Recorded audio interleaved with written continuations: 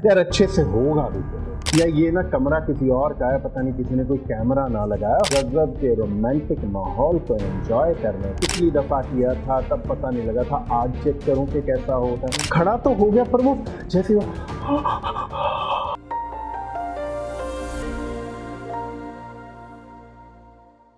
आज का सवाल क्या कहता है ये देखते हैं। सर मेरा पीनिस पूरा तरह टाइट होता है लेकिन सेक्स की कोई फीलिंग नहीं आती। Please make a video on it. Yes gentleman, I am making this video for you. Then I surely come to your clinic in Delhi. Basically, I am from Mumbai. My age is 26. बेटा एक बात समझने की कोशिश कीजिए कि आपने कहा कि आपका पीनिस पूरे तरीके टाइट होता है मगर वो फीलिंग नहीं आती है। जिसे हम फीलिंग कहते हैं ना, वो फीलिंग दो तीन तरह से होती है। One connection is with your psychology कि यहाँ पे क्या चल रहा है या आपके आसपास के माहौल में क्या चल रहा है। And second thing comes down to your physiological things, your physiology.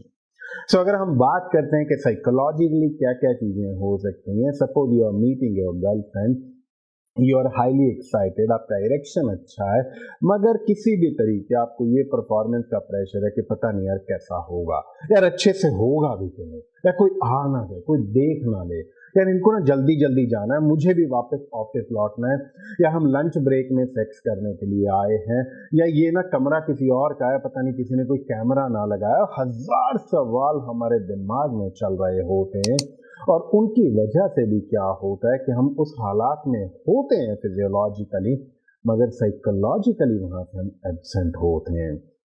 इसके साथ हम कई बार खुद ही के बारे में सोच रहे हैं, जिसको हम कहते हैं ना कि बीइंग सेल्फ स्पेक्टेटर, कि हमारा ध्यान साइकोलॉजिकली अपने पीनिस की तरफ होता है। हम अपने पार्टनर के साथ उस माहौल में, जिसको हम कहते हैं ना वो गजब के रोमांटिक माहौल को एंजॉय करने के बजाय हमारा ध्यान कहीं ना कहीं अपने पीनिस में फंसा पड़ा होता है कि पता नहीं लग रहा है यार वहां पे ना वह कुछ हो नहीं रहा है।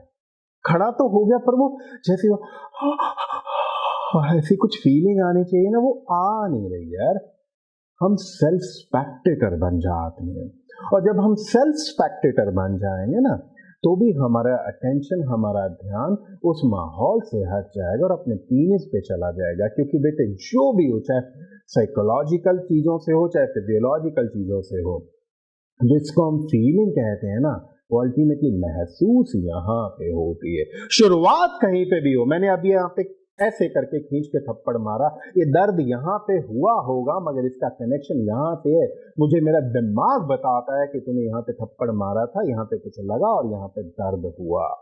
ये बताता ये, अगर ये कहीं और चीजों में ऑक्यूपाइड हो जाएगा ना, अपनी ही टेंशनों में, अपनी ही बातों में, या पिछला फेलियर में कि पिछली दफा किया था तब पता नहीं लगा था, आज चेक करूं कि कैसा होता है। बहुत सारे रीजन ऐसे हो सकते हैं। उसके साथ साथ मैं बात करता हूं अब फिजियोलॉजिकल चीजों की। कुछ लोगों का फोर्सकिन पूरा तरीके पीछे नहीं होता है, वो कॉन्डम चढ़ा रहे होते हैं या कई बार बिना कॉन्डम के भी सेक्स कर रहे होते हैं मगर जो उनका ग्लैंस होता है ना वो पूरे तरीके कवर्ड होता है।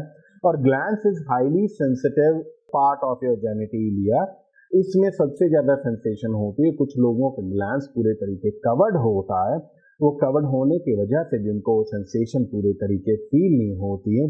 और कुछ एक्सट्रीम रेयर केसेस में क्या होता है कि ये सेंसेशन फोर्सकिन भी पीछे हो जाती है, बंदा फिजिकली मेंटली पूरे तरीके अपने आप को सेट महसूस कर रहा है बट वो सेंसेशन कुदरती तौर से यहाँ पे बहुत रिड्यूस्ड होती है, बहुत कम होती है।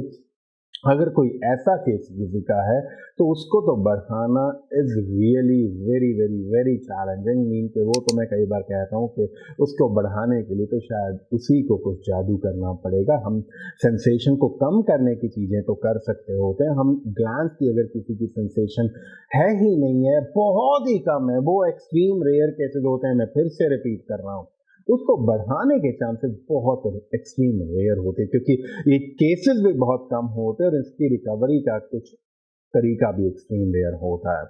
मगर बहुत सारे केसेस में क्या होता है, ऐसा कुछ होने के चांसेस बहुत कम होते हैं क्योंकि अक्सर लोगों का प्रॉब्लम होता है सेंसेशन बहुत हाई है। ये आपको देखना है कि आपका सिचुएशन क्या है और ये भी आपको देखना है कि कई लोग क्या करते हैं कि वो प्रीमेच्योर इजैकुलेशन का समस्या उनको आ रहा होता है। प्रीमेच्योर इजैकुलेशन की समस्या को कंट्रोल करने के लिए वो डिलेड इजैकुलेशन वाले कॉन्डम यूज करने लग जाते हैं, कुछ स्प्रेज यूज करने लग जाते हैं, कुछ जेल या क्रीम्स अपने पीनिस पे यूज करने लग जाते हैं। ये आपको देखना है। अगर आप ऐसी कोई भी चीज यूज करते हैं तो वो लोकल एनेस्थीसिया होता है उन सारे प्रोडक्ट्स के अंदर। जब आप लोकल एनेस्थीसिया यहाँ पे लगा देंगे तो भी बाय डिफॉल्ट इसकी सेंसेशन कम हो जाएगी। सो इसको आपको गौर से समझना है। और आपके पर्टिकुलर केस को अगर आपको ज़रूरत लगती है तो आप हमारे डॉक्टर से बात कर सकते हैं। और जो लास्ट एक सीन बचता है ना सेंसेशन कम होने का, वो बहुत सारे केसेस में अक्सर जो बहुत कॉमन है वो अक्सर इरेक्टाइल डिसफंक्शन की प्रॉब्लम निकल के आती है। यस जेंटलमैन, आपने सेंसेशन का सवाल रेज किया और मैं उसको इरेक्टाइल डिसफंक्शन पे लेके चला गया हूँ कि बहुत सारे लोग ऐसे मैंने अपने इतने सालों के करियर में कितने सैकड़ों हजारों ऐसे पर्सनली केसेस हैंडल किए जहाँ पे पेशेंट केम विद कि सर मेरे को ना फीलिंग नहीं आती, मेरे को सेंसेशन नहीं आती, सर खड़ा तो सही होता। वो प्रॉपर डिटेल्ड डिस्कशन के बाद या कुछ केसेस में डायग्नोसिस के बाद जाके पता लगा यहाँ पे सेंसेशन का प्रॉब्लम नहीं था, यहाँ पे प्रॉब्लम इरेक्शन में था। So I'll highly suggest, recommend you, I urge you to talk to our doctors in your particular personal case, ताकि आपके केस को लेके हमारे डॉक्टर उसको अच्छे से समझ सकें और आपके केस के मुताबिक आपको गाइड कर सकें कि यहाँ पे क्या प्रॉब्लम हो सकती है और उसका किस तरीके सोल्यूशन होगा। और अगर आप चाहें तो आप ब्रिंको टैबलेट खाना शुरू कर सकते हैं, क्योंकि Brinco is an amazing food supplement और वो तो किसी भी केस में आपकी इरेक्शन को बेहतर करने में मदद करेगा। किसी को इरेक्टाइल डिसफंक्शन है तो उससे रिकवर करने में मदद करेगा। किसी की इरेक्शन ऑलरेडी बहुत अच्छी है उसको और बेहतर करने में मदद कर सकता है, या उसको मेंटेन करने में मदद कर सकता है। डिसाइड आपने करना है कैसे आगे बढ़ना है, मगर ठीक होने के चांसेस मैक्सिमम केसेस में बहुत अच्छे होते हैं। Keep enjoying great sex life with great sensitivity.